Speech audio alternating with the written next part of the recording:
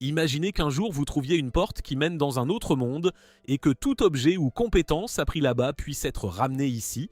L'histoire commence quand une fille se fait harceler par des hommes. Pourtant, on rencontre Yuya, un garçon qui tente d'intervenir, mais les types l'insultent en le traitant de gros et moche, puis le tabassent. Finalement, la police arrive et les agresseurs prennent la fuite. La fille le remercie, mais Yuya fait comme si de rien n'était et s'en va. On découvre que son grand-père lui a appris à toujours être gentil et aider les gens. En rentrant, sa maison est taguée de noms d'oiseaux. Depuis tout petit, il se fait harceler par tout le monde. Même ses parents le maltraitent parce que ses frères et sœurs sont beaux, lui serait laid. Au collège, ça empire, il se fait battre. Seul son grand-père veillait sur lui, lui répétant que la bonté rend heureux. Le grand-père meurt, mais lui lègue sa maison et toutes ses économies. Les parents contestent le testament, mais au final, Yuya hérite de tout. Ses parents l'abandonnent, il vit seul et doit bosser à temps partiel chaque jour. À l'école, Yuya obtient son diplôme de collège, mais dans l'album photo, il n'y a que des méchancetés. En partant, ses bourreaux le retiennent. Ils lui rappellent que même diplômé, il reste leur larbin. Yuya dit qu'il doit aller au travail, mais il le tabasse, tandis que son frère et sa sœur regardent de loin sans bouger. Arrivé enfin au boulot, son patron en a marre de ses retards et le vire. Chez lui, il dîne tristement face au miroir, il pique une colère, persuadé que rien ne changera après ce diplôme.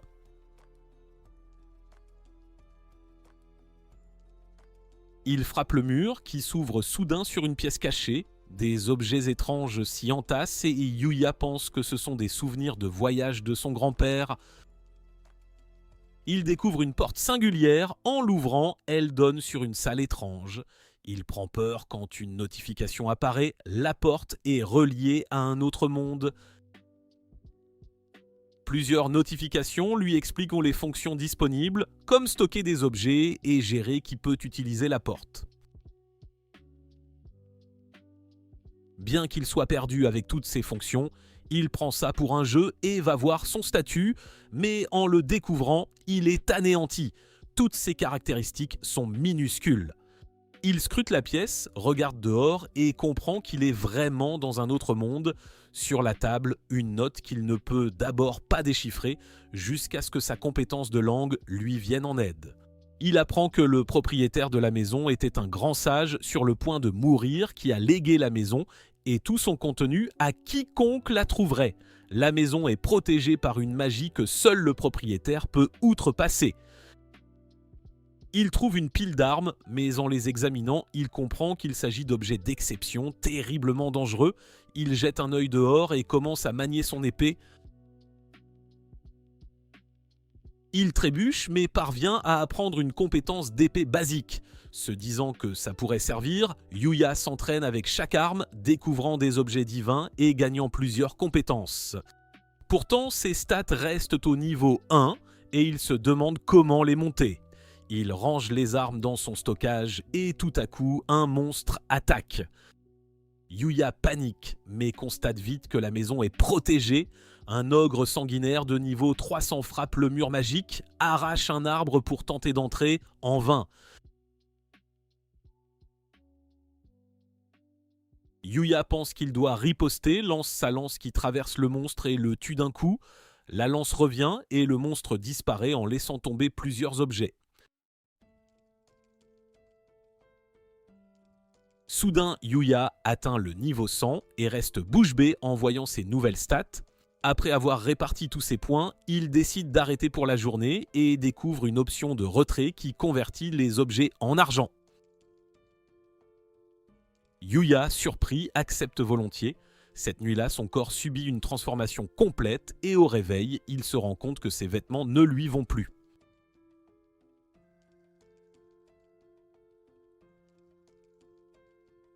Ne sachant quoi faire et avec son miroir toujours brisé, il part chercher des vêtements. Dans la maison du sage, il trouve des habits magiques qui s'ajustent seuls et offrent toute une série de bonus enchantés. Yuya se demande qui est le sage et regarde autour de son jardin. Soudain, un Slim niveau 200 l'attaque, mais cette fois, Yuya sort calmement sa lance et détruit la bête sans effort. Il laisse tomber un peu de Slim Café et même un collier rare capable de restaurer sa magie. Il monte encore de niveau, gagne la détection de présence et atteint déjà le niveau 150. Il goûte au Slime Café, c'est surprenamment bon, et décide d'utiliser une partie de ses gains pour commander un nouvel uniforme à recevoir pour la rentrée. Après ça, il passe ses journées dans l'autre monde et commence à s'amuser, oubliant même sa dépression. Il s'entraîne et apprend tout ce qu'il peut sur ce monde. Un gobelin d'élite attaque sa maison, mais Yuya est transformé. Il le combat habilement et utilise un sort pour anéantir le gobelin. Le temps file et la rentrée arrive, tout le monde est immédiatement intrigué par lui. Même ses frères et sœurs semblent à bouche bée. En classe, ses harceleurs l'approchent sans le reconnaître, le prenant pour un transfert. Quand il révèle qu'il est Yuya, tout le monde est sous le choc et ne le croit pas. En allant aux toilettes, il est totalement abasourdi de se voir pour la première fois depuis sa transformation. Après les cours, son frère et sa sœur l'abordent, se demandant comment il a autant changé et le traite de loser quand soudain une limousine s'arrête et la fille qui l'a sauvé le cherche. Il se demande qui elle est, elle lui rappelle qu'il l'a sauvée et s'interroge sur la façon dont elle connaît son nom. Elle avoue l'avoir recherché pour le remercier et se présente Kaori. Elle lui propose d'intégrer l'académie Osei, Yuya reconnaît le nom. C'est une école pour super élite. On apprend que Kaori est au conseil étudiant et que son père préside l'académie.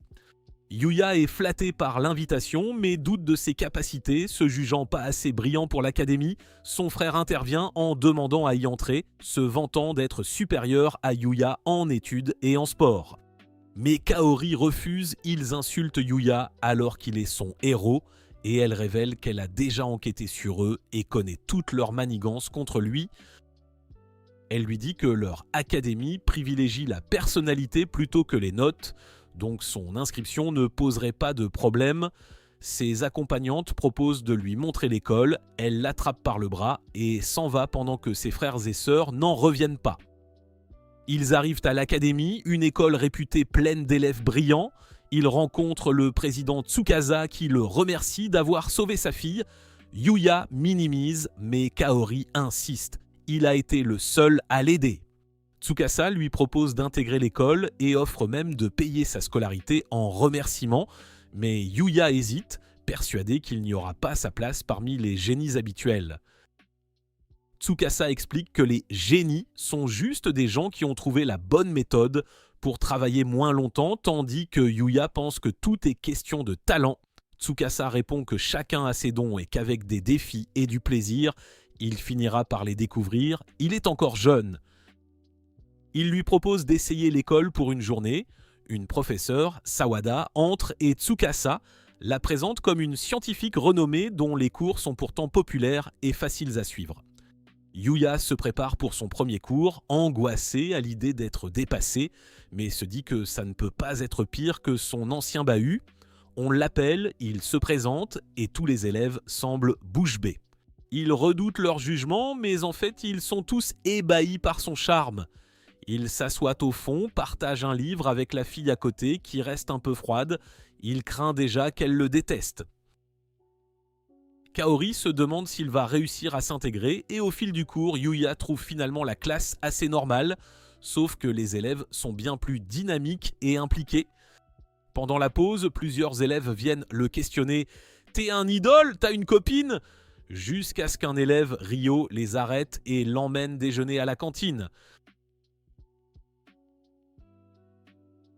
Émerveillé par le menu, tout est gratuit, Yuya se croit au paradis. Il s'installe avec un autre élève, Shingo, parle d'anime et Yuya réalise qu'il lui ressemble beaucoup. Alors qu'il mange, il remarque que tout le monde le regarde et il pense que c'est parce qu'il porte un uniforme différent. Shingo lui demande s'il est dans un club, mais Yuya répond qu'il n'en fait partie d'aucun.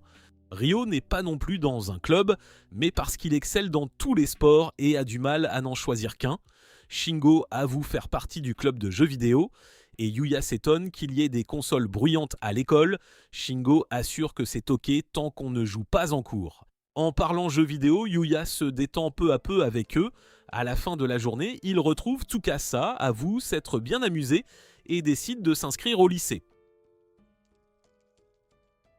En sortant, il croise Kaori qui se demande s'il rejoint l'école. Il lui annonce sa décision, elle est contente qu'il reste et l'invite à traîner après les cours pour faire un tour des boutiques du coin.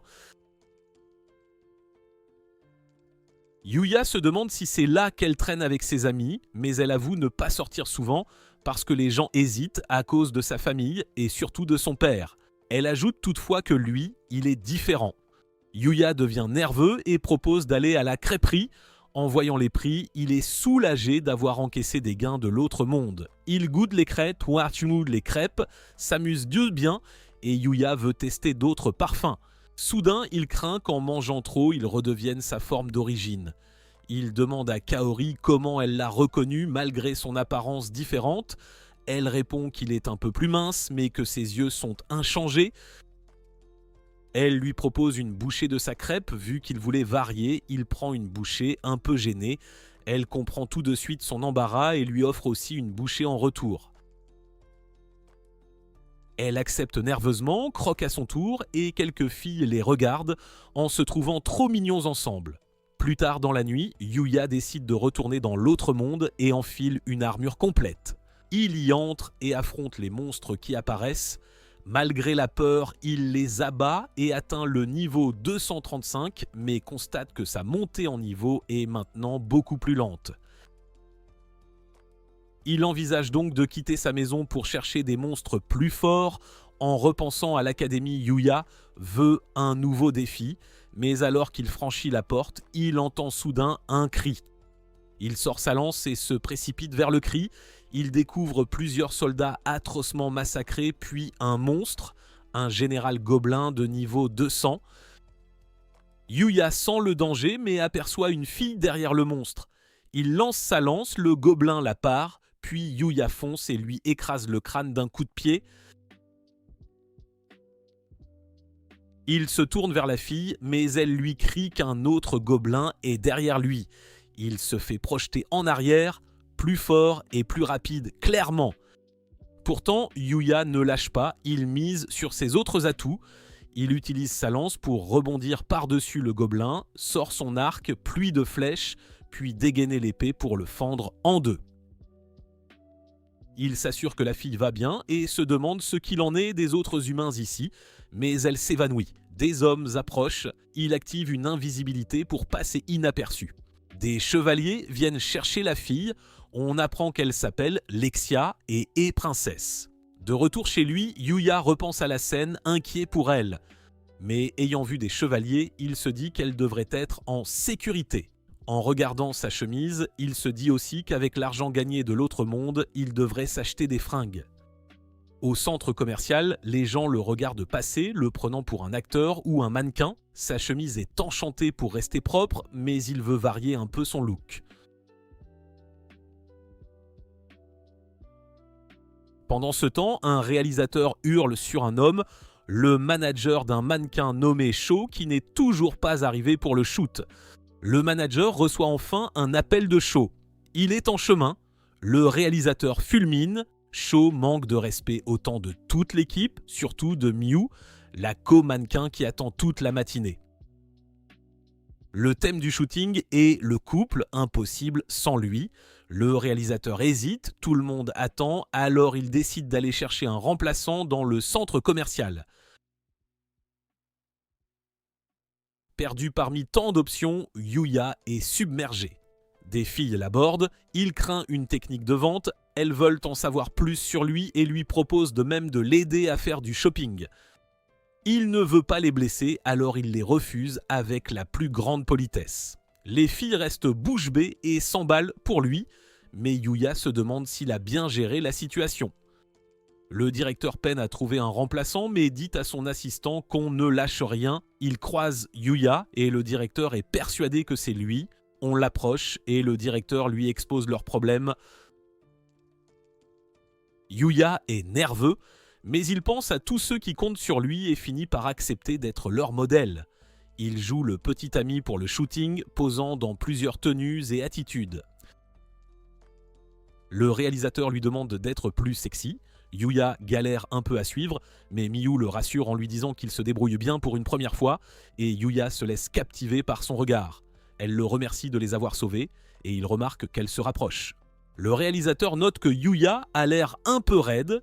Il change de lieu et Yuya, impressionné par le professionnalisme de Miyu malgré leur âge similaire, se motive à fond. Mais Miyu s'accroche à lui pour la prise suivante et il panique quand elle se colle contre lui. Le réalisateur lui demande d'encore se rapprocher, elle passe les bras autour de lui et le serre davantage, ce qui le met encore plus mal à l'aise, tandis qu'une foule commence à les regarder. Pendant ce temps, dans l'autre monde, on voit la princesse Lexia qui repense à qui l'a sauvée. Elle décide de partir et son chevalier se demande où elle va. Elle annonce qu'elle retourne dans la forêt sombre pour retrouver son sauveur, mais lui réplique qu'il est impossible que quelqu'un vive là-bas. Lexia insiste qu'elle a bien été secourue et qu'elle doit remercier cette personne. Son chevalier la met en garde contre les dangers du retour, mais elle ordonne qu'ils l'accompagnent tous cette fois-ci, et il se demande de qui elle tient ce côté tête brûlée. Au centre commercial, le shooting est terminé et Yuya est crevé. Miyu le remercie encore et Yuya s'étouffe soudain avec sa boisson. Miyu lui tend son mouchoir, mais Yuya hésite parce qu'il est en sueur et il ne peut pas non plus s'essuyer avec sa manche, les vêtements ne sont pas les siens. Yuya repense à son expérience de mannequin et trouve que Miyu est incroyable, mais elle minimise en disant qu'elle s'y est juste habituée, qu'à ses débuts elle faisait plein d'erreurs. Il se dit que c'est la première fois qu'il porte des vêtements aussi branchés. Il n'en avait jamais eu l'occasion avant et il se demande pourquoi elle s'est mise au mannequinat. Elle répond qu'elle voulait juste qu'on la remarque, ses parents étaient toujours trop occupés pour elle. Puis, quand elle a commencé à avoir des fans, elle a continué parce que les encouragements lui faisaient du bien et elle aimait apporter de la joie à ceux qui la regardaient. Elle lui dit qu'il peut y arriver aussi, à son rythme, et lui rappelle de profiter de chaque instant. Pendant qu'il parle, le directeur prend plein de photos volées. Là, soudain, des shows démarrent et la foule s'emballe en le voyant. Il va vers Miyu et propose qu'ils reprennent le shooting. Il la plaque contre le mur, veut l'inviter boire un verre, mais Yuya voit bien son malaise. Il intervient, Sho demande qui c'est, tente de frapper, mais Yuya le repousse d'un geste. Tout le monde est choqué, Yuya trouve le coup étonnamment lent à son goût. Il craint de faire une scène et d'avoir des ennuis pour avoir mis une raclée à un si joli garçon, mais la foule l'applaudit et le trouve super cool. Sho s'étonne d'avoir perdu alors qu'il fait de la boxe. Le directeur lui ordonne de partir. Tout a été filmé en 4K. Sho s'enfuit et Miyu remercie Yuya. Sho la suivait partout. Elle ne savait plus quoi faire. Le directeur ajoute que Sho a toujours eu un comportement douteux et avec ça, il aura du mal à retrouver du travail.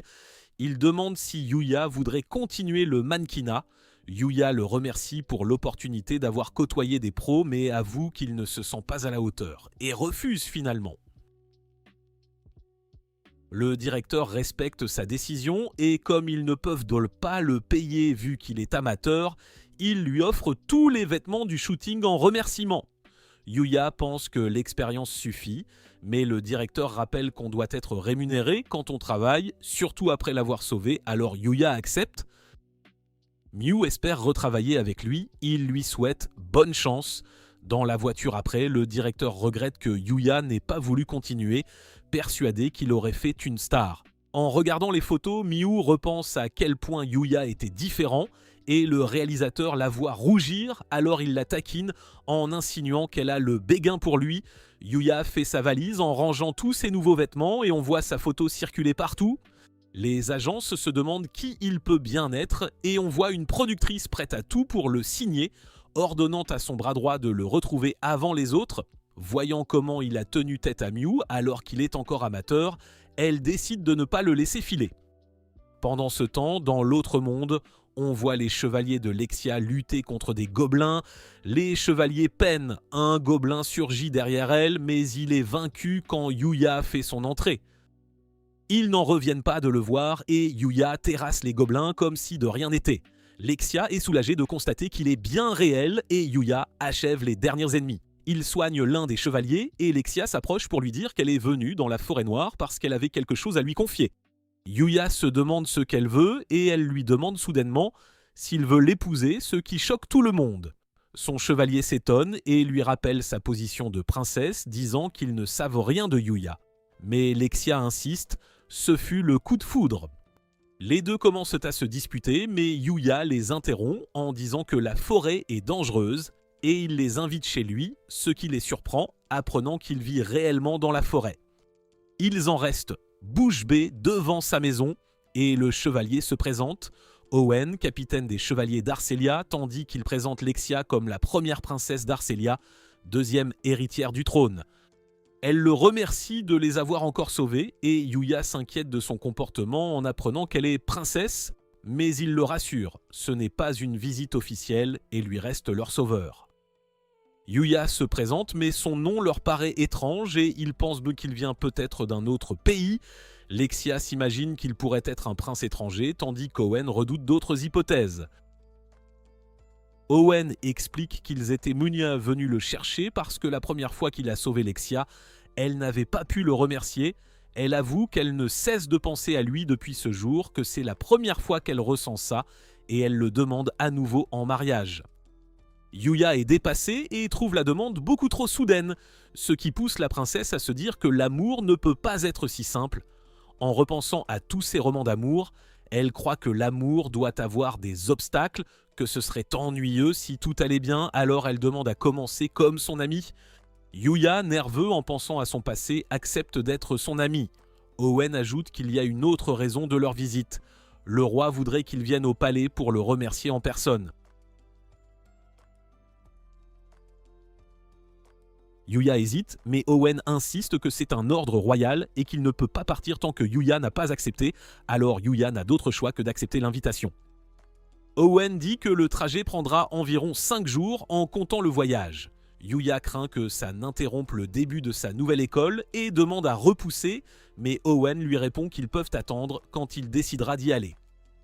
Ils prennent congé et Lexia lui dit de se préparer car elle compte bien lui gagner le cœur la prochaine fois. Quelque part dans la capitale royale, un homme rapporte l'échec d'une tentative d'assassinat contre Lexia. On voit un homme masqué. On apprend qu'il a envoyé des assassins contre Lexia, mais ceux-ci ont été pris dans la forêt noire et tués par des monstres.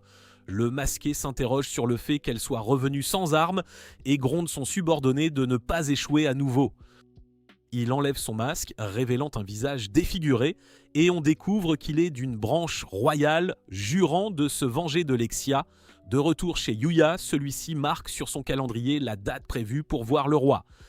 Il enfile son nouvel uniforme et part pour son premier jour à l'académie. Tout le monde le regarde en marchant, comme s'il était une sorte de mannequin célèbre. À son arrivée, le directeur l'accueille, mais s'excuse de manquer de temps et lui dit surtout de profiter de l'école.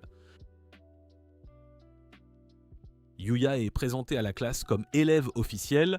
On voit Ryo et Shingo contents de le revoir. On passe à un match de foot et l'on rencontre un élève, Roy, qui marque un but et déclenche les acclamations des filles. Yuya observe depuis la touche, impressionné par son talent, et une fille nommée Kaide vient le voir. Elle se demande pourquoi il ne joue pas, mais Yuya répond qu'il n'a pas encore son tenue de sport. On voit Roy affronter l'équipe adverse en solo, mais il les trompe en passant la balle à son coéquipier Akira. Akira fonce vers le but, veut lancer son coup spécial et le rate en l'envoyant droit sur Kaide. Pourtant, Yuya réussit à l'arrêter et marque même un but au passage. Tout le monde est stupéfait. Comment il se déplace aussi vite? Il vérifie si Kaede va bien, mais elle reste bouche bée devant son Rize. Akira accourt pour s'excuser, jurant de devenir son serviteur, mais Kaede décline poliment. Elle va bien. Ryo prend la défense d'Akira, le décrit comme juste un peu étrange et Akira le remercie d'avoir sauvé tout le monde. Plus tard, Kaori va se changer pour le cours de gym. Toutes les filles les parlent beaucoup de Yuya. pensant qu'il est un vrai prince. Kaori raconte tout et les filles supposent qu'il doit avoir une copine vu sa classe. Mais Kaori et Kaede insistent, rien n'est confirmé. Pendant le cours suivant, Yuya fait un signe à Kaori qui est sur le terrain quand soudain des délinquants déboulent à moto. Ils encerclent les filles en brandissant des battes et tous les élèves regardent le remue-ménage. Ils identifient le groupe, les Ogres Rouges, la bande la plus dangereuse du coin. Yuya les reconnaît et voit ses frères et sœurs parmi eux.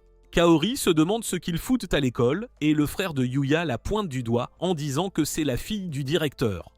Kaori reconnaît les deux, qui déclarent vouloir se venger parce qu'elle les a méprisés et a accepté Yuya à l'académie. Kaori prévient que la police arrive, mais Sarah, la sœur de Yuya, pense qu'ils ont le temps et propose de l'enlever en représailles. Les voyous la prennent en tenaille, la situation pue. Yuya veut intervenir, mais sans ses jambes flageolées. Malgré ses combats dans l'autre monde, il est touché émotionnellement face aux harceleurs. Ses amis s'angoissent en le voyant paniquer, mais il se reprend. Il ouvre une fenêtre et saute. Choque tout le monde, ils sont au 4e étage. Pourtant, Yuya atterrit sans armes. Il fonce affronter son ancien tyran, Araki, qui veut lui donner une leçon. Il envoie ses gars sur Yuya, mais celui-ci esquive tout, les désarme tous en un clin d'œil. Araki tente d'attaquer, mais Yuya le dépasse en courant, se focalisant sur Kaori. Il est stoppé par un énorme gaillard nommé Amori qui le charge. Yuya ne bouge pas d'un cil et le jette sur le côté. Yuya arrive auprès de Kaori, vérifie si elle va bien, mais le chef de la bande fonce sur lui. Yuya esquive, le boss attaque à moto. Yuya saute de côté et le type perd le contrôle et finit dans le décor. Le chef est KO, la police débarque. Tous les délinquants sont menottés et les élèves renvoyés en cours. Yuya s'assure que Kaori va bien, elle vacille, il la rattrape et ils ont un instant suspendu. Pendant ce temps, Yuya pense que les Ogres Rouges n'ont servi à rien, mais le patron l'étrangle en l'accusant. Sarah supplie pour lui, se prend un coup de pied et Yuya continue d'être étouffé. Mais Yuya intervient pour les séparer, le remercie. Le chef fonce de nouveau, Yuya le fixe sans ciller, les étudiants se demandent ce mais dans ce qui se passe, tout se calme et Yuta se demande pourquoi il l'a sauvé.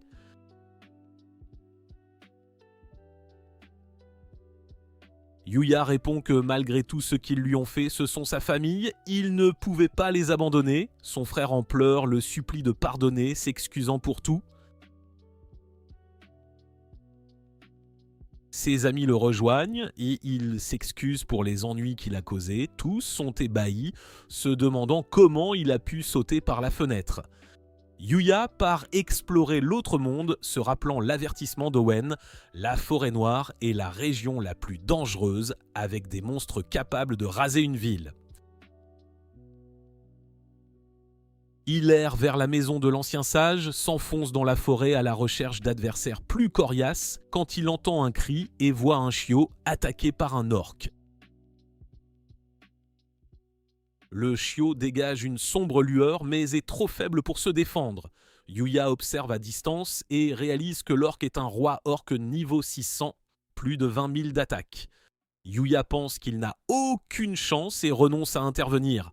Mais l'orc continue de piétiner le chien, il ne peut se résoudre à partir, pensant à ce que ferait son grand-père. Il décide d'aider, espérant au moins distraire l'orc.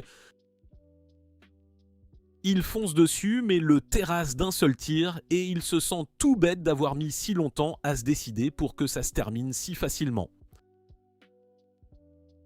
Mais il repense à l'ogre qu'il avait tué au niveau 1 et il s'interroge sur le sage qui forge de telles armes folles. Il vérifie le chien qui lui grogne dessus. Il lui propose une potion, mais il s'évanouit. Il le soigne vite et le chien commence à l'apprécier. Il parle avec lui et découvre qu'il est seul et sans foyer, alors il propose de l'adopter. Le chien accepte joyeusement et Yuya gagne soudain la compétence dressage. Le chien devient son compagnon, il regarde ses stats, C'est un Fenrir noir niveau 500, il reste bouche bée. Il songe à lui donner un nom, en voyant son pelage noir, il l'appelle Night, qui saute dessus tout content. Il rentre chez lui et il examine les objets laissés par le roi orc. Il y a une pierre magique S et l'épée et l'armure du roi orc. L'équipement n'est pas utilisable par les humains, mais peut être reforgé. Il y a aussi un pinceau rare qui stimule la pousse des poils, mais il l'utilise pour brosser Night. Il vérifie ses propres stats, niveau 235 toujours. Étrange de ne pas avoir monté de niveau après avoir vaincu un monstre 600, mais il se dit qu'il comprendra le système de niveau plus tard. De retour dans le monde réel, il laisse Night chez lui puis va en cours. Il demande à ses amis s'il y a une animalerie dans le coin en révélant qu'il vient d'adopter un chien. Kaed s'enthousiasme et veut voir des photos, mais Yuya se met mal à l'aise quand elle se rapproche trop, elle s'excuse et il avoue ne pas avoir de photos car il n'a même pas de smartphone. Ses amis le trouvent un peu bizarre, mais il répond qu'il n'en a jamais vraiment eu besoin. Ils lui indiquent de l'animalerie proche, mais ne peuvent de haut pas l'accompagner après les cours. Kaed propose de l'emmener. Yuya la remercie, elle commence à imaginer ça comme un rendez-vous, mais lui dit de ne pas s'en faire. À la maison, Night fonce sur lui et Yuya lui montre les articles que Kaed l'a aidé à choisir. Il met le nouveau collier à Night et décide d'aller se promener. Ils vont au parc et tout le monde les regarde en pensant qu'il a la classe et que Night est trop mignon. Il finit par tomber sur Kaori et lui présente Night. Elle le caresse, le trouve adorable et les passants les trouvent parfaits ensemble. Kaori demande quelle race est Night, mais il fait semblant de ne pas savoir, il ne peut pas dire Fenrir. Pourtant, Kaori devine qu'il est super intelligent et se réjouit que Yuya l'ait adopté. Une fille appelle Yuya, c'est Miyu, la mannequin avec qui il a travaillé. Elle habite aussi dans le quartier et vient promener ici.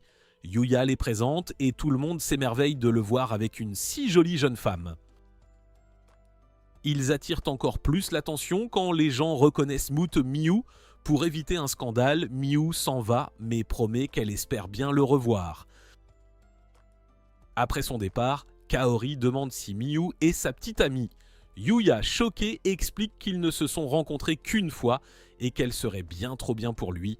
Kaori n'est pas d'accord. Une femme hurle soudain. Un homme s'enfuit avec son sac à main. Kaori panique, Yuya ordonne à Night d'aller le poursuivre. Il s'assure que la vieille dame va bien, puis Night revient entraînant l'homme. Yuya dit à Kaori d'appeler la police, mais l'homme se débarrasse d'eux et fonce sur Kaori. Yuya se met devant elle, le désarme et le maîtrise sans effort. La foule acclame, le trouve incroyablement cool. Kaori le remercie de l'avoir encore sauvé. Ils remettent l'homme à la police et Yuya rentre chez lui. Il continue d'explorer la forêt sombre. Avec Night à ses côtés, ils affrontent d'innombrables monstres. Ils tombent sur un autre roi orc, mais cette fois, Night montre ses talents, lui mord la nuque et l'élimine seul. En avançant, ils aperçoivent un cerf de cristal de niveau 630. Yuya l'observe en étant invisible et note ses statistiques magiques impressionnantes. Il se demande comment l'approcher, mais il est soudain détecté malgré son invisibilité et n'a plus le temps de réfléchir. La bête charge, alors ils se séparent. Night tente une attaque, mais le cerf utilise la magie, provoquant une explosion pour se défendre. Il emmagasine ensuite une autre attaque et envoie un jet d'eau sur Yuya, que celui-ci parvient à esquiver. Yuya comprend qu'ils doivent coopérer et demande à Night d'ouvrir une brèche. Night bondit autour du cerf à toute vitesse, mais le cerf riposte avec sa magie, provoquant d'innombrables explosions dans les environs. Mais Night parvient à porter un coup et Yuya profite de l'occasion pour assommer la bête. Il va ramasser le butin et repère une boîte qui l'intrigue. En l'ouvrant, c'est un kit de bain portable qui reste propre automatiquement et qui a même un rideau anti-regard. Émerveillé par un tel objet, il décide de l'essayer et découvre plusieurs modes. Trop risqué en pleine forêt, il retourne donc chez lui pour la nuit et prend un bain relaxant avec Night. Le lendemain, ils affrontent un roule-aiguille d'une vitesse folle. Au début, il galère, mais finit par anticiper ses mouvements, esquive l'assaut, l'envoie se coincer dans un mur et l'achève. Il atteint enfin le niveau 240 et Knight monte aussi à 510. Le mur fissure soudainement là où le monstre s'est encastré et révèle une grotte. Il décide d'aller voir. Yuya scanne pour des ennemis, mais rien. La grotte s'éclaire quand ils entrent dans une salle plus grande. En fouillant, Yuya a la stupeur de trouver un cadavre, mais Knight attire son attention sur un livre au sol. Yuya l'examine. C'est le livre du sage. En le lisant, il découvre que le sage maîtrisait tout, chaque type de compétence devenant presque divin par sa puissance. Les dieux eux-mêmes l'avaient invité à les rejoindre, mais il avait refusé. Le livre se met à parler à Yuya, le prévenant qu'à mesure qu'il devient plus fort, les gens autour de lui finiront par le craindre. Yuya se demande comment empêcher ça, et entend soudain la voix du sage lui conseillant de trouver des gens en qui il peut avoir confiance. Le sage lui demande s'il veut savoir quelque chose. Yuya demande à apprendre la magie. Le sage emplit donc le livre de tout son savoir magique, mais il note que Yuya ne peut pas utiliser la magie. Il n'a pas les circuits magiques dans le corps venant d'un autre monde. Pourtant, le sage choisit de transmettre ses propres circuits magiques à Yuya, lui disant de chercher le bonheur et de bien vivre. Yuya rentre chez lui et commence à apprendre la magie grâce au livre.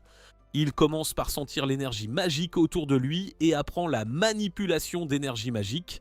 Il n'a qu'à rassembler l'énergie dans sa main et imaginer le sort qu'il veut lancer. Il sort pour essayer, imagine une sphère d'eau et Knight apprend aussi apparemment. Il tire la boule sur un arbre et paf, c'est ridiculement puissant. L'arbre est traversé comme du papier. Pendant ce temps, dans la capitale royale, Olin fait son rapport au roi. Il parle de Yuya et quand il raconte que la princesse lui a fait une proposition, le roi pète un câble, convaincu que Yuya a séduit sa fille. De retour à l'école, Yuya rêve éveillé en repensant au grimoire du sage, qui le mettait en garde contre la magie. Les techniques qu'il apprend sont même rares dans l'autre monde. Le professeur rappelle qu'ils partiront en camping la semaine suivante et forment des groupes de 4.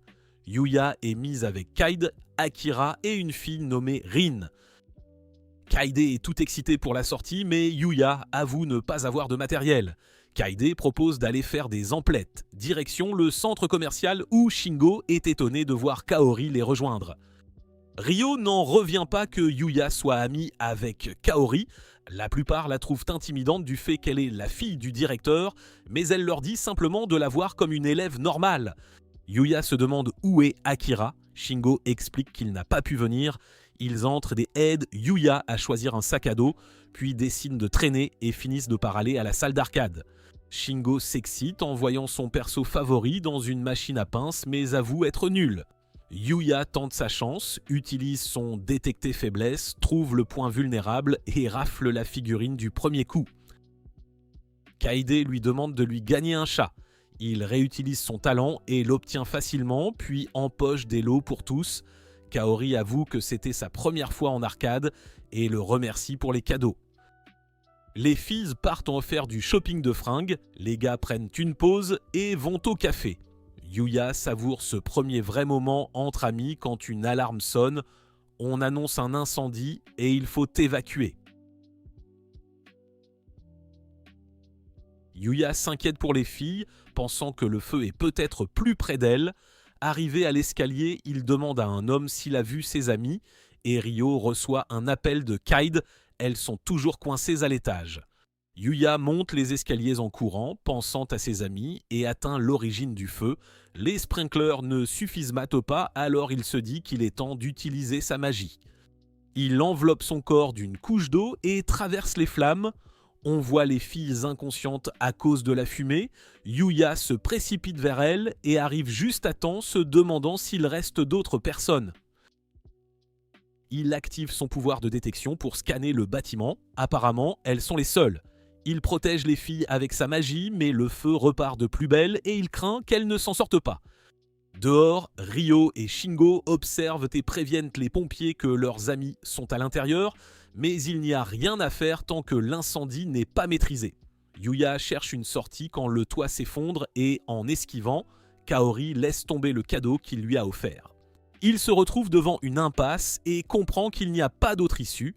Alors il utilise sa magie pour briser le bâtiment et se frayer un passage.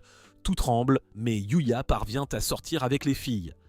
Les pompiers soignent les filles et le réprimandent pour son imprudence. Le père de Kaori arrive pour le remercier de sauver encore sa fille et Yuya lui rend l'épingle loutre qu'il avait trouvée.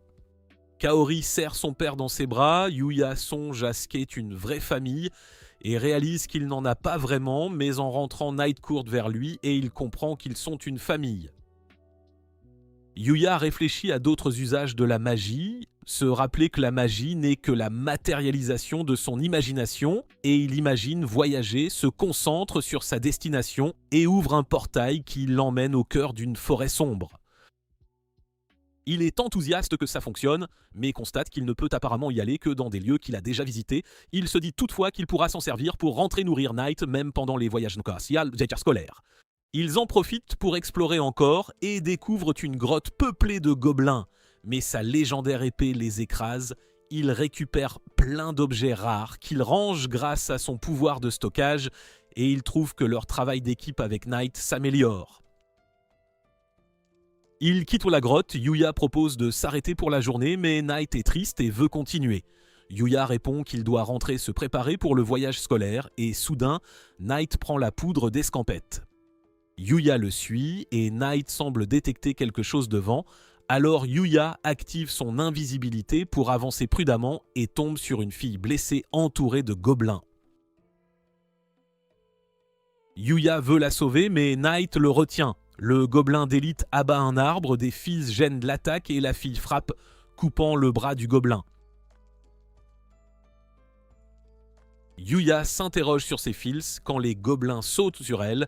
Elle repousse avec ses fils, mais l'élite l'atteint et la met KO apparemment.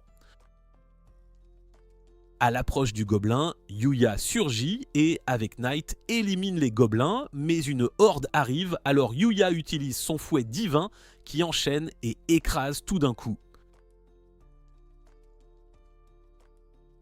Il trouve l'arme trop cheatée, multi-cible et inratable. Après le combat, il hésite sur ce qu'il va faire de la fille.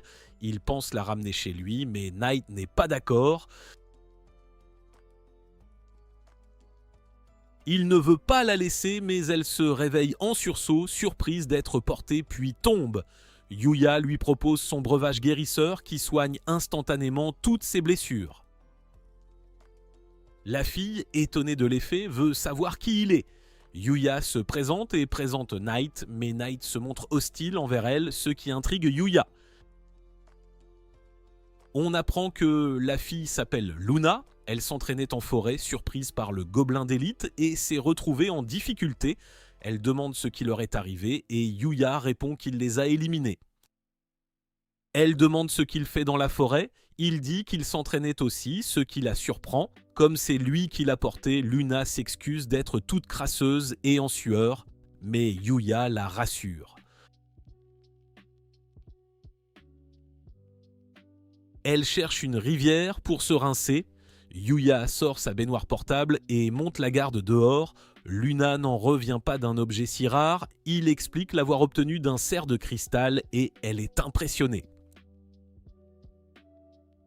Yuya pense que c'est normal dans la forêt sombre, mais Luna révèle qu'elle est là sur la demande d'un client, bien que Yuya n'entende pas, et elle lui demande de l'accompagner pour son entraînement. Comme ils s'entraînent tous les deux dans la forêt, elle veut le faire avec lui. Yuya se sent mal à l'idée de la laisser seule, il accepte donc et on les voit s'entraîner ensemble, s'aidant mutuellement. Ils progressent tous les deux. On voit Luna abattre un gobelin avec ses filles. Yuya la félicite d'avoir battu un élite. Elle répond qu'il lui reste du chemin, qu'elle doit encore devenir plus forte pour accomplir sa mission. Yuya lui dit qu'il doit partir, essayant d'expliquer qu'il a une sortie scolaire. Ça ne convainc pas vraiment Luna. Il s'excuse, elle le remercie pour toute son aide. Après leur dernier entraînement, Yuya se détend dans un bain, mais Luna le rejoint d'un coup pour partager. Il rougit, elle se blottit contre lui et lui dit combien ces moments ont compté pour elle, qu'elle les gardera précieusement. Elle le remercie encore et propose de lui laver le dos, mais sa serviette glisse et Yuya devient tout gêné. La classe part ensuite en sortie et on voit Yuya jouer aux cartes avec ses amis. Kaede dit qu'il a l'air fatigué et Yuya avoue ne pas avoir beaucoup dormi la veille. Yuya gagne la partie et tout le monde n'en revient pas, 5 victoires d'affilée. Yuya pense que c'est juste de la chance. Il décide de faire une sieste et suppose qu'il a gagné parce qu'il a mis beaucoup de points en chance, se demandant si l'incident avec Luna n'était pas dû à la même bonne étoile. On réveille Yuya à l'arrivée, les élèves se changent et le prof annonce qu'ils vont camper 2 jours et doivent survivre avec ce que la nature offre, rappelant qu'il y a des poissons dans la rivière et des plantes comestibles. Kaede s'inquiète que certaines plantes soient toxiques, mais Sawada précise que l'infirmière de l'école est de garde. Les élèves la trouvent flippante, ils entendent toujours des cris venant de son bureau. Akira pense qu'ils peuvent tenir sans manger une journée, mais Sawada dit que tout ça fait partie de leur leçon, que c'est une compétition entre classes. Yuya demande s'il y a une récompense et Sawada avoue que ça touche sa prime. Alors elle leur dit de faire de leur mieux, mais les élèves restent peu impressionnés. Les élèves sont laissés dans la forêt. Yuya se demande par quoi commencer. Akira croit que survivre sera facile, mais les 3 autres l'ignorent, le prenant pour un idiot. Rin propose que Yuya et Kaede aillent pêcher pendant qu'elle et Akira cherchent des plantes comestibles. On voit tout le monde au bord de la rivière et Kaede grogne qu'ils ont été trop lents. Ils aperçoivent Ryo près de l'eau. Il les prévient que les bons spots sont déjà pris. Kaede suggère d'essayer autre chose, mais Yuya active son sens et trouve finalement une place libre. Il y a plein de poissons, mais Kaede trouve l'eau trop peu profonde pour une canne. Yuya a un autre plan et il entre dans l'eau. Il se dit que face aux monstres de la forêt sombre, les poissons sont plus lents. Se rappelant les leçons de Luna sur la lecture du comportement, il attrape un poisson à la main. Kaede est épaté et Yuya enchaîne pêchant tous les poissons. Les autres le prennent pour un fou, Kaede trouve qu'il en a pris trop et Yuya admet s'être emballé en pensant remercier Luna pour ses conseils. Pendant ce temps, dans la zone sombre d'une ville, une boutique remplie de marionnettes apparaît. Luna manie ses fils, tranche toutes leurs têtes et note que son pouvoir s'est amélioré. Elle repense à son temps avec Yuya, mais on apprend qu'elle est en réalité une tueuse à gages et qu'elle tue depuis son enfance. Pourtant, Yuya lui paraît différent, elle regrette de ne pas l'avoir rencontré plus tôt, se demandant si sa vie aurait été autre, mais elle sait qu'elle doit l'oublier car on la surnomme la chasseuse de tête et elle se prépare pour sa prochaine cible. Yuya et Kaede retrouvent Rin en lui montrant leur butin. Elle est surprise d'apprendre que Yuya a pêché tout ça à main nue. Yuya cherche Akira, allongé par terre, qui se plaint que Rin l'a utilisé pour tester des champignons vénéneux et comme appât pour attirer les ours. Yuya s'inquiète pour lui, vérifie ses constantes pour voir s'il a été empoisonné, puis se rassure en voyant qu'il va bien. Rin et Akira montrent toutes les plantes qu'ils ont ramassées et Yuya les évalue une par une, écartant quelques champignons toxiques. Ils vont montrer leur récolte au bâtiment pour la faire contrôler par le professeur et on voit d'autres élèves se faire inspecter pour déceler des poisons.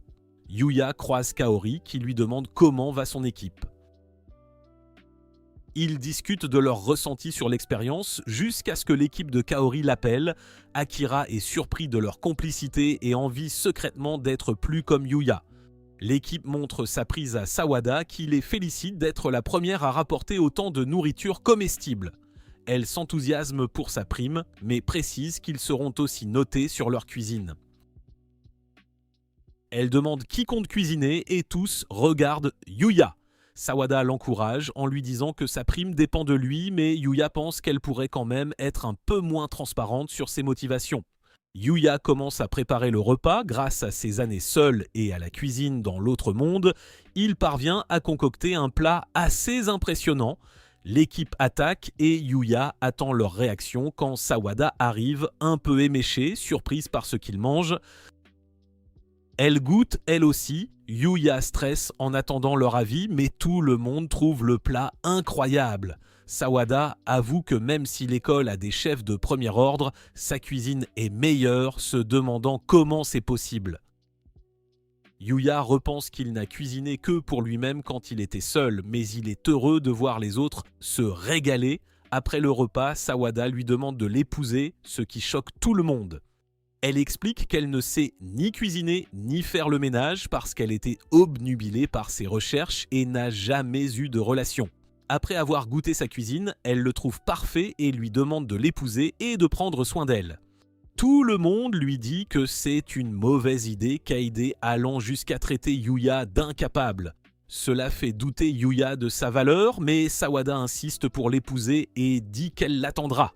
Yuya devient nerveux, trouvant ça déplacé puisqu'elle est sa prof, mais il lui dit qu'il la trouve bonne enseignante. Sawada, ravi, l'étouffe contre sa poitrine tandis que Kaede essaie de le tirer et Akira se dit qu'il a décroché le jackpot. Plus tard dans la nuit, Yuya se téléporte chez lui pour voir Night. Avec de la bouffe de son stock, il lui prépare vite fait un dîner. En le regardant manger, il se dit qu'il aime faire plaisir avec son cuisine. Il retourne au camp où tout le monde prend sa douche ensemble. Tous le regardent. Yuya se demande ce qui se passe. Akira fait remarquer que son corps est ridicule et Yuya se demande ce qui cloche. Mais Akira n'en revient pas. Il est canon et super musclé. Pendant ce temps, dans les toilettes des filles, Rin taquine Kaede en disant que tous les garçons doivent craquer pour elle jusqu'à ce qu'elle croise Kaori et mentionne que Sawada voulait épouser Yuya. Kaori est surprise d'apprendre ça et les filles trouvent que Sawada a un sérieux avantage. Kaede semble décidé à tenter sa chance avec Yuya. Kaori s'interroge sur ses propres sentiments puis les balaye vite d'un non. Rin la trouve trop évidente, mais Kaori se demande plutôt quel type de fille plaît à Yuya. Le lendemain matin, certains élèves découvrent leurs affaires saccagées et pensent à un voleur. Akira a l'air inquiet pendant que Yuya vérifie que tout est là. Le groupe part chercher le petit déjeuner, mais Akira prend peur en voyant des griffures sur un arbre. Yuya se rappelle qu'Akira disait les attirer pour éloigner les ours et comprend la situation. En scrutant les environs, un ours surgit devant les filles et elles s'enfuient en hurlant. L'ours se met à les poursuivre, semant la panique parmi les élèves. Sawada ordonne au groupe de se mettre à couvert. L'ours fonce dans une table et Sawada leur crie de se mettre en sécurité. En fuyant, Sawada chute et l'ours bondit sur elle, mais Yuya se jette devant. Il se bat avec l'ours, le projette au sol et le met KO. Il s'assure que Sawada va bien, qui dit qu'elle lui aurait normalement fait la leçon sur se battre contre un ours, mais comme il lui a sauvé la vie, elle le laisse passer. Elle propose même de l'épouser encore, proposition qu'il décline poliment. Yuya se demande ce qu'ils vont faire de l'ours. Kaori explique qu'ils vont en faire un ours de garde, et si jamais il attaque encore des gens, ils le mangeront, et l'ours a l'air de comprendre. Donc le problème est réglé, et le camping se termine. De retour chez lui, on voit que Yuya doit rencontrer le roi de l'autre monde et Lexia l'accompagne en chemin pour le retrouver. Il tombe sur un groupe de démons dans la forêt, mauvais présage si Lexia croise ces types, alors il décide de les neutraliser. Night en blesse un, Yuya lance sa lance, mais le démon la rattrape. Il change donc d'arme pour un marteau qui écrase complètement le démon et nettoie les alentours, ce qui le laisse une fois de plus admiratif devant les armes du sage. Le démon laisse tomber un casque bizarre, il l'essaie, un lapin étrange l'observe en pensant que c'est lui, mais le groupe de Lexia arrive. Owen s'inquiète en le voyant, Yuya comprend que c'est à cause du casque, il l'enlève vite et tout le monde est soulagé. On lui demande s'il est prêt à voir le roi et on l'invite officiellement au palais, quand soudain un chevalier saute sur Lexia, un arbre tombe et Yuya le fend en deux. Yuya remarque les fils que Luna utiliserait et comprend que Night protégeait la princesse. Owen se demande ce qui se passe, on voit Luna maudire son échec. Alors qu'elle tente de fuir, Yuya l'attaque et elle s'évanouit. Yuya est surpris que ce soit vraiment Luna. Lexia arrive et se demande qui elle est. Il explique que Luna a essayé de l'attaquer et réalise que Night savait depuis le début. Yuya demande à soigner ses blessures et à la ramener chez lui pour lui parler parce qu'il ne veut pas croire qu'elle soit mauvaise. Lexia accède à sa demande, Owen arrive en courant pour lui dire de ne pas partir seule, mais elle répond qu'elle va rendre visite à Yuya. Yuya demande si elle est sûre. Lexia avoue être curieuse de savoir pourquoi on l'a attaqué et quelle relation il a avec elle. Yuya décide donc de se téléporter pour rentrer plus vite, laissant Owen derrière. Lexia est surprise par la téléportation. On attend que Luna se réveille. Yuya raconte comment il a rencontré Luna dans la forêt et comment ils se sont entraînés, mais Lexia s'intéresse surtout au sort de téléportation qu'il a utilisé pour revenir. Yuya dit qu'il a juste pensé utiliser la magie pour se déplacer et a fini par l'inventer. Lexia n'en revient pas et lui rétorque que la téléportation, c'est du folklore. Personne n'a jamais été confirmé capable de ça. Elle le prévient que si quelqu'un découvre qu'il peut se téléporter, ça pourrait déclencher une guerre, alors il doit promettre de ne pas l'utiliser devant des gens sans réfléchir. Puis elle interpelle soudain Luna en lui demandant depuis combien de temps elle compte faire semblant de dormir. Luna se lève, prise sur le fait, et Lexia remarque que Yuya savait aussi qu'elle faisait semblant, mais qu'il a joué le jeu par gentillesse. Lexia lui demande son histoire, mais Luna répond qu'il n'y a aucune raison et lui suggère de la tuer. Mais Yuya veut connaître son histoire aussi, alors Luna raconte qu'elle était orpheline, survivait en fouillant les poubelles, jusqu'à ce qu'un homme l'accueille, lui apprenne à lire, écrire et à assassiner, puis qu'elle rejoigne la Guilde Noire. Yuya, curieux, demande ce qu'est la Guilde Noire. Lexia explique que c'est une organisation qui organise toutes sortes de crimes. Luna ajoute qu'elle a accompli d'innombrables assassinats et qu'on l'a surnommée même la chasseuse de têtes. Lexia est surprise d'entendre ce nom, elle en a déjà entendu parler. Et Yuya se demande si Knight le savait depuis le début. Il comprend alors pourquoi Knight avait été agressif avec elle au début. Luna avoue qu'on l'avait envoyée pour assassiner Lexia, mais qu'elle a échoué et que sa mort est désormais certaine. Soit elle sera exécutée, soit la Guilde Noire enverra des tueurs pour la liquider. Yuya s'inquiète pour elle, mais Luna se demande pourquoi ils s'en préoccupent vu le peu de temps passé ensemble. Yuya répond que même si c'était bref, ça comptait pour lui et il la considère comme une amie. Luna pense qu'il est déjà trop tard pour elle, mais Lexia l'interrompt en lui proposant de travailler pour elle et de devenir sa garde du corps. Luna, incrédule, demande ce qu'elle raconte et Lexia explique que seules elle et Yuya savent pour la tentative d'assassinat qu'ils peuvent de garder le secret et qu'en étant garde de la princesse, la guilde aurait plus de mal à l'atteindre. Luna se traite de folle, se proclamant criminelle en repensant aux gens qu'elle a tués et aux mains tachées de sang. Lexia, elle, lui dit qu'elle a de jolies mains, s'étonne de leur douceur et ajoute que c'est grâce au bain que Yuya lui a donné. Elle continue de décliner, mais Lexia la sermonne. Comme elle a échoué à la tuer, c'est elle la perdante et maintenant elle doit obéir à ses ordres. Luna n'a d'autre choix que d'accepter la mission. Pendant ce temps, on voit Owen et ses soldats fuir des gobelins. Ces hommes n'en peuvent plus. Ils doivent se battre en retraite et confier la protection de Lexia à Yuya. Luna n'en revient pas, pensant que Lexia est une tyran, mais pour son premier ordre, elle veut en savoir plus sur le bain de Yuya. Luna explique qu'il possède un objet rare capable de créer un bain n'importe où, parfait pour soigner la fatigue et en prime, bon pour la beauté. Lexia trouve ça incroyable et exige de l'essayer. Elle décide de prendre le bain avec Luna, invite Yuya à les rejoindre, mais lui refuse, gênée, ce que Lexia regrette en disant « quel dommage ». Les filles se détendent dans le bain et trouvent ça relaxant, puis Lexia demande brusquement si Luna aime Yuya. Luna répond qu'ils sont juste amis, mais Lexia insiste qu'elle voit bien qu'elle l'aime. Luna nie et accuse son imagination. Lexia lui expose alors son plan, l'épouser. Luna s'oppose. Lexia rétorque que s'ils ne sont que des amis, cela ne devrait pas poser problème et Luna reste incertaine sur ses sentiments. Soudain, Lexia proclame la guerre. Elle est bel et bien amoureuse de Yuya.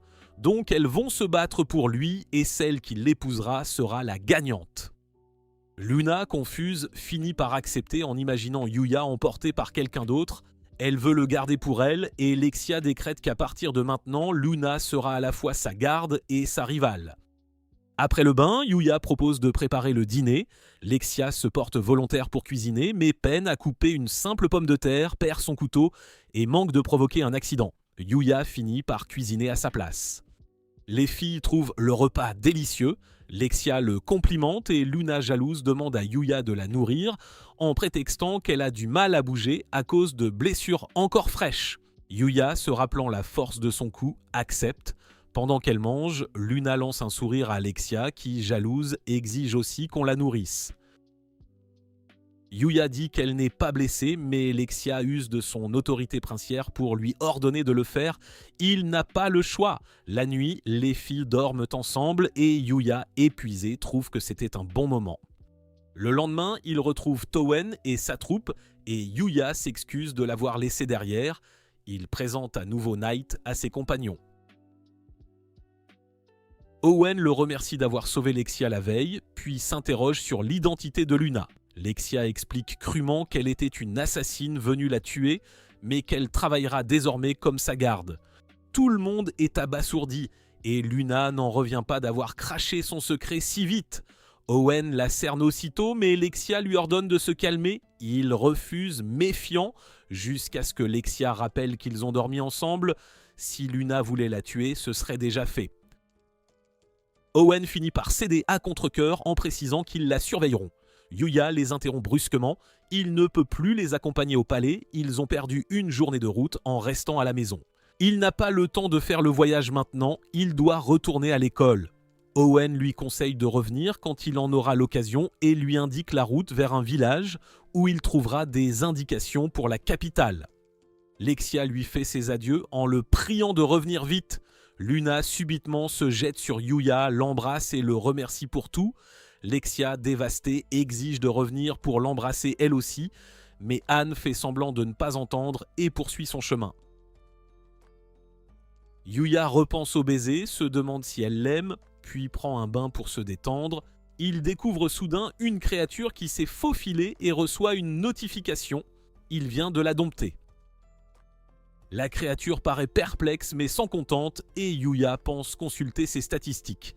Son talent d'évaluation a monté d'un niveau lui permettant de voir les compétences qu'elle possède. Il remarque une compétence appelée Terre Sacrée et veut tester. La créature crée un champ lumineux autour d'eux qui semble donner un bonus à Yuya. Impressionné, il décide de lui donner un nom. En regardant son apparence, il l'appelle Akatsuki.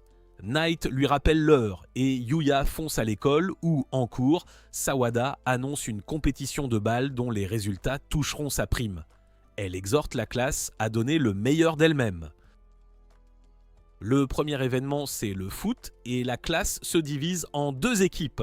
Yuya joue gardien parce qu'il connaît pas vraiment les règles. Quand le match commence, Ryo est une bête. Il affronte l'équipe adverse tout seul et marque même un but. Kaed est impressionné, mais Rin lui révèle qu'elles ont une deuxième arme secrète. Elle lui dit de sauter. Elle se met à bondir, tous les garçons sont distraits, et Akira en profite pour chipper le ballon à Ryo. Akira reprend confiance, et Rin réalise que son plan lui a échappé. Akira traverse tout le monde, tire au but, mais Yuya arrête la frappe en un instant, laissant tout le monde bouche bée par son mouvement. Il se demande quoi faire du ballon, et Ryo lui crie de lancer aussi fort qu'il peut. Yuya tente le tir, et le jette directement dans le but adverse, se demandant tout penaud s'il vient de marquer. Après les cours, une agence de mannequins l'aborde pour le recruter dans le milieu, mais il refuse poliment sur le champ. La responsable est stupéfaite qu'il ne soit pas intéressé. Yuya répond qu'il est déjà bien heureux à l'école. Miyu arrive pour le convaincre aussi, et ses amis sont surpris qu'ils connaissent un modèle. Yuya explique qu'il a juste travaillé avec elle une fois. On leur montre même la couverture d'un magazine à paraître où ils posent ensemble. Une affiche pour leur compétition sportive tombe soudain tout près et Kaori se met à la courir après. La responsable a alors une idée, faire un article sur le lycée et photographier Yuya pendant l'événement. Elle part demander l'autorisation à l'école. Dans l'autre monde, Yuya terrasse un squelette monstre, mais a l'impression de ne pas avoir vraiment gagné en puissance. Il s'enfonce plus loin dans la forêt et trouve une zone d'arbres noirs et durs, impossible à entamer par des attaques normales. Il se demande d'un coup comment Akatsuki est devenu si gros, mais Akatsuki est juste derrière lui et un sanglier en mithril l'attaque. Yuya tente de se soigner, mais le sanglier lui retombe dessus. Il pense être dans la gêne, le sanglier fonce, puis il est projeté au loin. Un étrange lapin apparaît. Il se présente comme Usagi et Yuya reste scotché. Un lapin qui parle, vraiment ? Le sanglier se relève, mais Usagi l'anéantit en un clin d'œil et Yuya est stupéfait qu'il ait même détruit les arbres alentours. Il regarde ses caractéristiques, Ce lapin est surpuissant, truffé de titres. Yuya le remercie de son aide et le lapin lui demande de lui montrer son coup de pied. Yuya l'exécute, Usagi voit du potentiel et lui montre un coup qui traverse plusieurs arbres, puis il commence à entraîner Yuya à faire pareil. Au bout d'un moment, Yuya parvient à fendre un arbre puis passe au sparring avec Usagi. Yuya se demande pourquoi on le forme et Usagi avoue qu'il veut en faire son successeur. Il explique qu'on l'appelle un divin et qu'il doit transmettre ses techniques. C'est un titre pour ceux qui maîtrisent un domaine. Lui est le divin des coups de pied. Il protège le monde contre les villes, des êtres incarnant les mauvais aspects du monde. Yuya demande s'il peut refuser d'être disciple et Usagi dit que oui, il a le choix. Mais le combat contre les villes est inévitable, donc il faut des alliés. Yuya préférerait ne pas devenir un divin, mais il pense à protéger Night et Akatsuki, alors il hésite. Usagi décide malgré tout de continuer l'entraînement et lui demande d'apprendre la magie vu sa barrière impressionnante. Yuya sait que c'était l'œuvre des sages, mais ils conviennent d'un échange de savoir. On voit Yuya poursuivi par le roi sanglier Métril. Usagi trouve que c'est l'occasion d'une revanche. Yuya lutte et grâce à ses coups de pied combinés au fouet, il finit par le vaincre. Yuya fête sa victoire et découvre qu'il a looté plusieurs objets rang SS. Usagi explique qu'il existe des monstres rang SSS et EX et que les villes légendaires sont encore plus puissants. Soudain, Yuya reçoit une notification d'évolution et se met à luire. Son apparence reste la même, mais il gagne de nouvelles compétences. Le lendemain, il participe au tournoi de ping-pong et le chef lui demande d'offrir du spectacle. Son adversaire est en fait le champion national surnommé le Sniper qui sert un coup dévastateur que même Yuya ne parvient pas à renvoyer. Mais comparé au sanglier, Yuya renvoie facilement la balle suivante, allant jusqu'à percer la table. Il abandonne le match pour ne blesser personne et les photographes râlent, il allait trop vite pour eux. Kaid entraîne Yuya pour jouer au volley car un de leurs joueurs est blessé et la chef les suit. Dès le début du match, tout le monde est sous le choc, le ballon éclate et le terrain est complètement détruit. L'équipe adverse abandonne sur le champ et la chef découvre qu'ils ont encore raté le tir parce que les photographes étaient distraits par quelque chose. Kaid rassure Yuya en disant qu'une victoire reste une victoire, puis un cri retentit. Ils aperçoivent Kaori et Yuya se demandent ce qui se passe. On voit son coéquipier emporté qui prévient Yuya de faire attention aux vagues. Yuya prend sa place au tennis et ses adversaires lui disent qu'il va aussi avoir besoin de soins. Le match reprend et Kaori sert. La balle frôle Yuya et sort, il essaie de l'encourager, elle sert à nouveau mais jette sa raquette 7 fois et Yuya comprend que c'est Kaori qui a mis l'autre élève hors de combat. Connaissant la situation, Yuya prend le relais, enchaîne toutes les frappes et porte l'équipe. Kaori tente d'aider mais jette encore sa raquette, manque de tomber. Yuya la rattrape et la chef arrive enfin à placer un coup. À la fin de la journée, Kaori raccompagne Yuya et le remercie.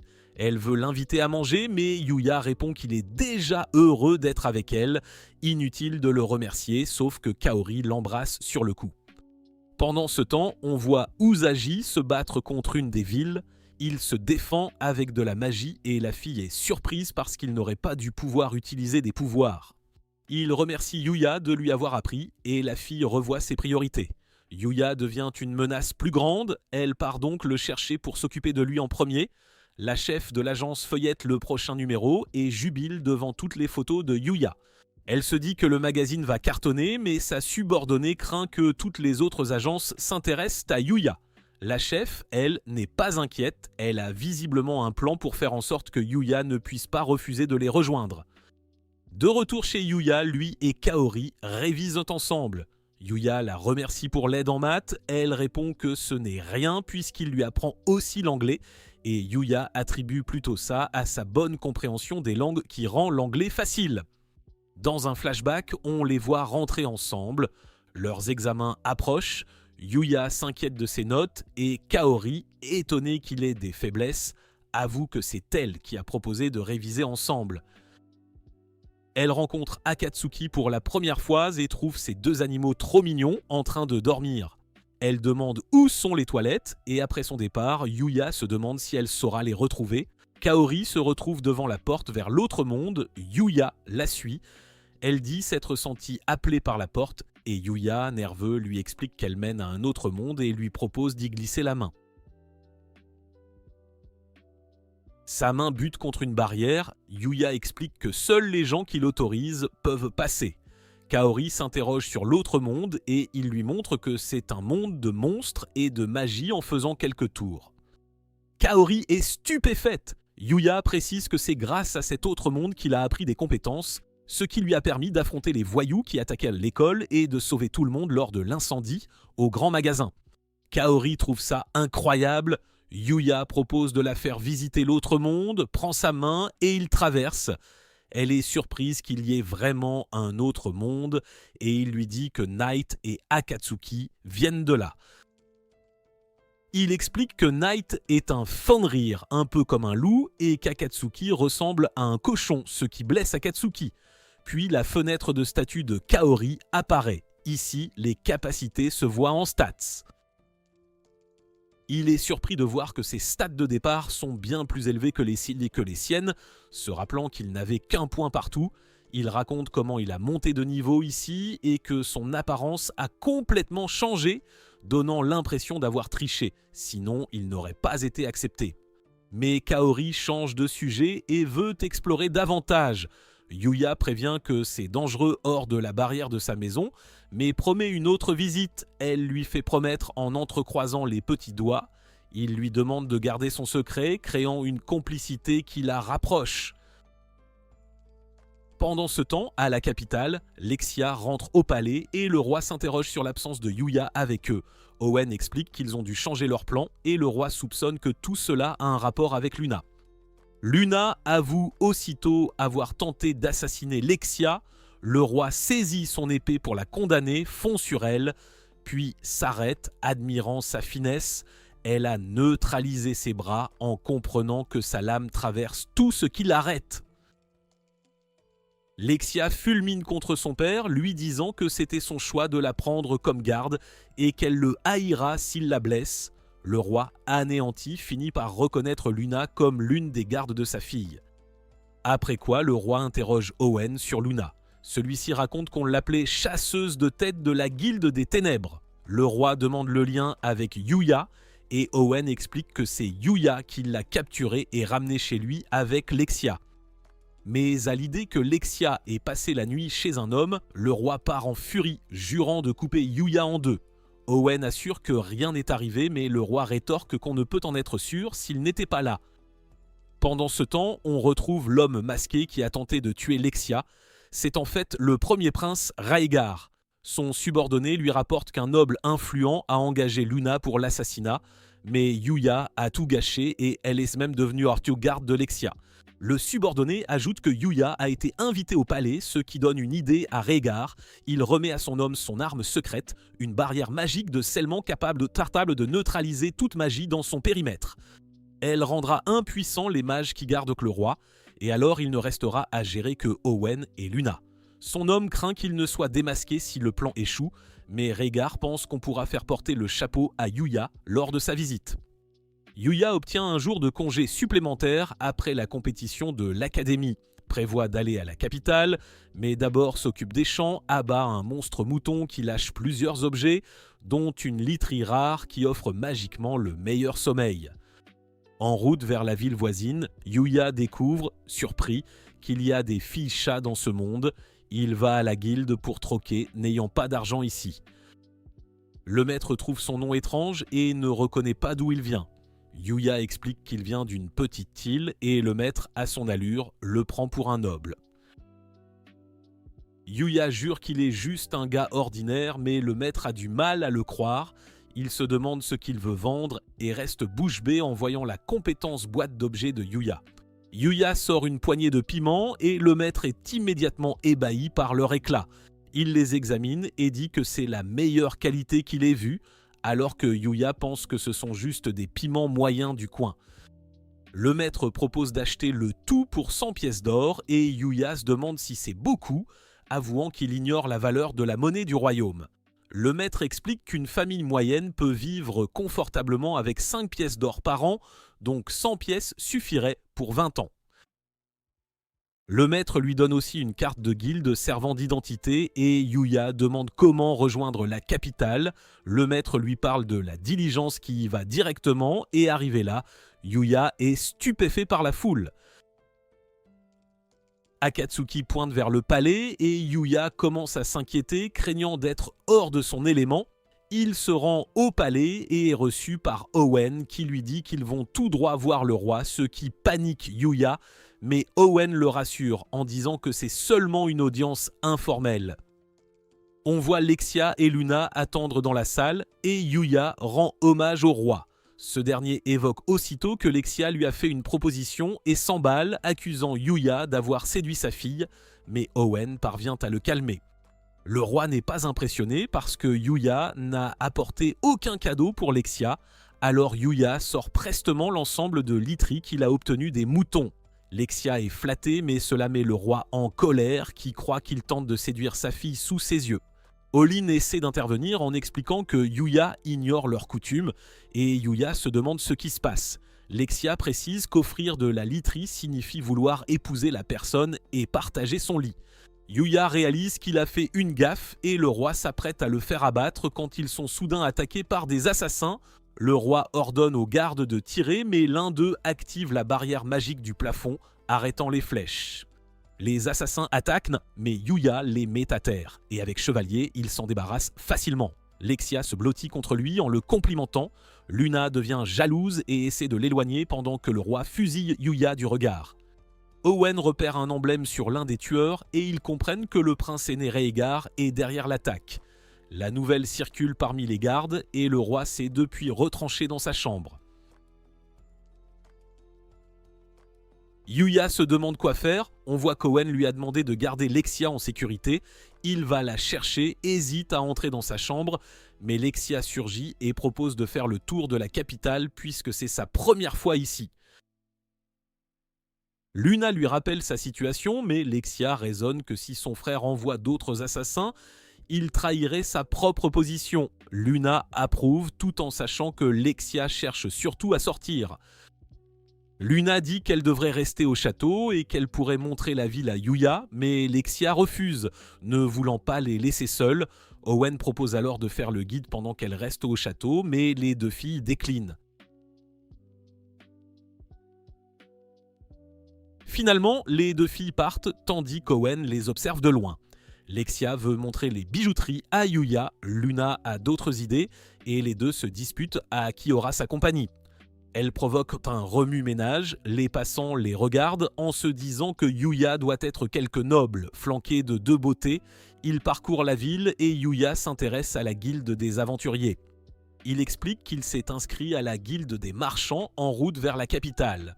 Luna lui suggère de s'inscrire aussi à la guilde des aventuriers, vu qu'il chasse souvent, ce qui faciliterait l'échange de matériaux et lui permettrait de gagner de l'argent avec des quêtes. Luna décide de s'inscrire aussi, voulant partir en quête avec Yuya. Lexia n'aime pas l'idée, mais Luna propose qu'elle s'inscrive aussi. Lexia râle qu'elles restent ensemble, mais Luna la rassure. Yuya sera sûrement trop occupée pour faire des quêtes avec elle. Ils rencontrent la greffière Emilia qui leur remet les formulaires. Yuya commence à remplir le sien, mais une question demande quel type de magie il maîtrise.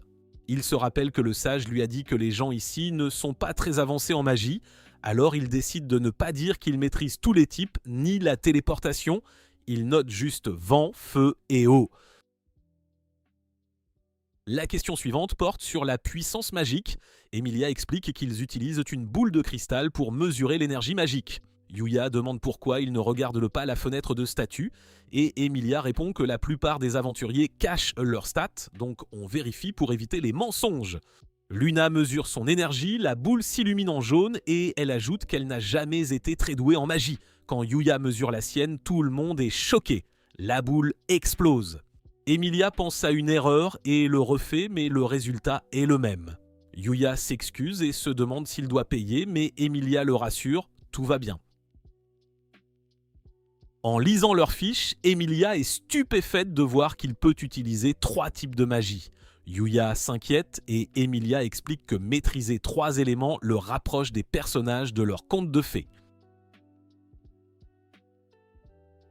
Lexia le trouve incroyable et Yuya est surtout soulagé de ne pas avoir inscrit toutes ses autres magies. Emilia insère les fiches dans une machine qui leur fabrique des plaques de guilde.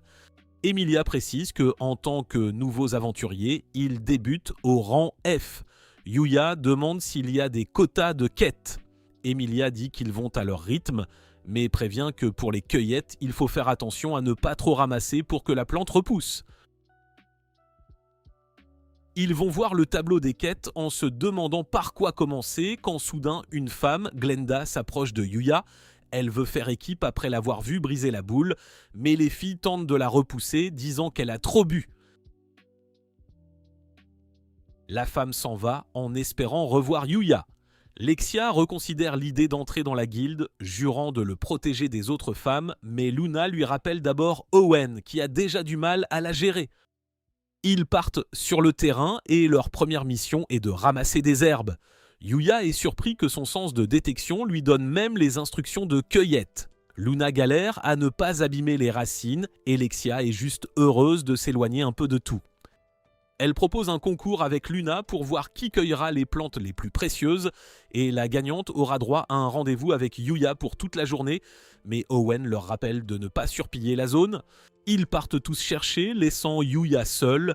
Il croit trouver une plante de guérison, Akatsuki veut l'aider mais lui tombe sur une espèce extrêmement toxique.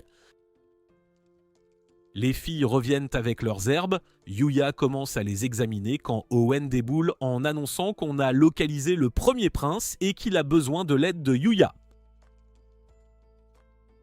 Lexia et Luna repartent vers le château pendant que Yuya et Owen s'en vont. Ils arrivent non dans une maison abandonnée où tout semble calme. Owen suggère que le prince a peut-être déjà été capturé.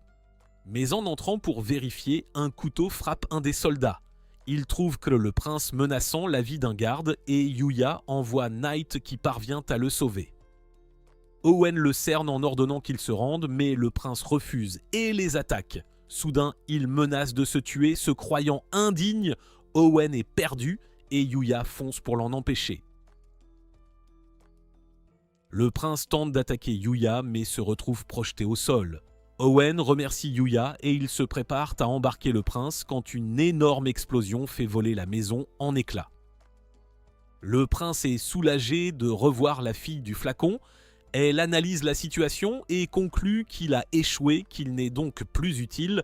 Il est abasourdi, pensant qu'elle voulait le faire roi, mais elle avoue qu'elle comptait l'utiliser pour déclencher des guerres et tuer un maximum de monde.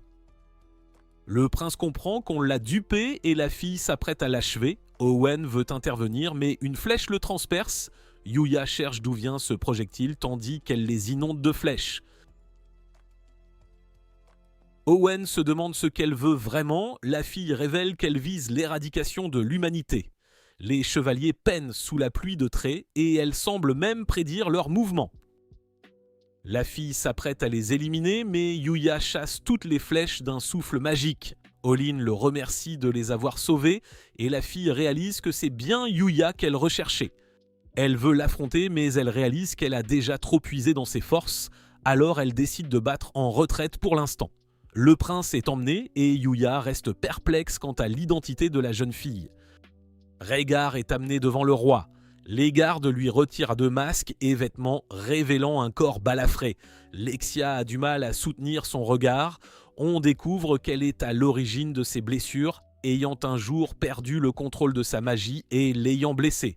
Après avoir été arrosé par l'énergie magique de Lexia, il a fini par sombrer dans la folie, développant une pulsion destructrice. La seule façon d'apaiser cette pulsion était de s'infliger encore plus de dégâts.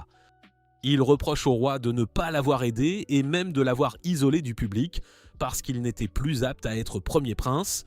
On l'a traité comme s'il n'existait pas et Yuya comprend ce sentiment. Rhaegar veut juste que sa souffrance cesse. Il supplie d'être tué. Yuya intervient soudain, prétendant pouvoir aider, et sort son élixir guérisseur. Rhaegar résiste un instant, puis ses cicatrices disparaissent complètement. Tout le monde est sous le choc. Rhaegar se précipite devant un miroir, incrédule d'être guéri. Yuya explique que son jus vient d'une herbe universelle curative. Le roi, stupéfait, c'est une plante légendaire, remercie Yuya d'avoir utilisé un tel trésor pour sauver son fils.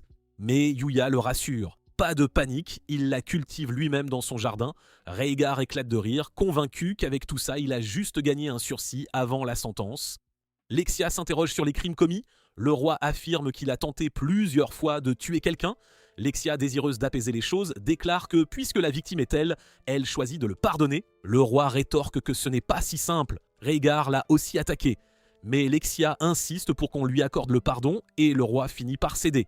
Rhaegar échappe à sa condamnation. Ensuite, le roi songe à la récompense pour Yuya. Lexia propose sa main, Luna offre aussi de l'épouser, mais le roi lui donne finalement le titre de chevalier seigneurial des terres et une demeure. Yuya monte se reposer dans sa chambre et s'endort aussitôt. Pourtant, il rêve d'un combat contre la mystérieuse jeune fille, se fait battre, puis se réveille en sursaut. Le lendemain, à l'école, ses amis lui proposent de traîner, mais il part tout de suite après les cours, passant même en courant devant Kaori. En rentrant, il n'a qu'une chose en tête, cette mystérieuse fille. Il retourne dans l'autre monde, s'entraînant comme un fou pour être prêt à combattre les villes. Knight perçoit quelque chose et ils se font soudainement attaquer. La fille apparaît et Yuya se demande pourquoi on l'attaque. La fille révèle qu'elle cherche à se venger et que Yuya pourrait gêner ses plans. Pendant ce temps, Kaori vient chez lui pour réviser, entre parce que la porte est ouverte et explore l'autre monde en espérant le trouver, puis entend des explosions au loin. La fille lance ses flèches sur Yuya, il fonce avec Knight et parvient à lui asséner un coup de pied, suivi par Knight. Elle est impressionnée et décide qu'il faut l'éliminer avant qu'il ne devienne plus fort. Elle ouvre le feu, Yuya aperçoit Kaori dans le secteur. Kaori panique, il tente de la protéger et ça provoque une explosion. La fille s'apprête à l'achever avec son attaque la plus puissante quand Usagi surgit et la stoppe. Il s'excuse d'être en retard, explique qu'il enquêtait et qu'il a appris que la fille s'appelle Yuri. Il a aussi découvert qu'elle est la disciple de l'archer divin. Yuri annonce que son maître a été tué et qu'elle cherche à venger sa mort. Elle affirme que Yusaki arrive toujours trop tard, que son maître protégeait les humains, mais a été trahi par eux. Yusaki réplique que leur rôle de divin est de combattre les villes et que détruire le monde serait briser le pacte avec la planète. Mais Yuki rétorque qu'elle n'a hérité que des techniques divines. Sans jamais porter le titre de divin, elle n'est donc pas liée par ce pacte. Le combat continue, Yuya reproduit le geste de Usagi qui l'avait sauvé, crée une ouverture et Usagi lui assène un coup de pied. Yuya refuse d'abandonner sa vengeance, considérant les humains comme indignes, et elle commence à exploiter le pouvoir de la fiole. Elle pousse un cri et Yuya a du mal à tenir sa position. Elle fonce sur Usagi et change de coup. Usagi encaisse un coup, la situation tourne mal, mais Akatsuki arrive en courant, active son terrain sacré qui annule la puissance de Yuki, donnant à Yuya l'opportunité de la mettre KO. Usagi explique qu'en plus du divin, il existe des bêtes sacrées qui s'opposent au flacon, et Akatsuki semble en être une. Il ajoute que Yuri ne devrait plus pouvoir utiliser ses pouvoirs liés au flacon, donc il laisse Yuya s'en occuper. Kaori fonce vers eux, mais une créature surgit derrière elle. Yuya l'abat d'un seul tir et Kaori reste pétrifié, lui explique que c'est comme ça sa vie ici.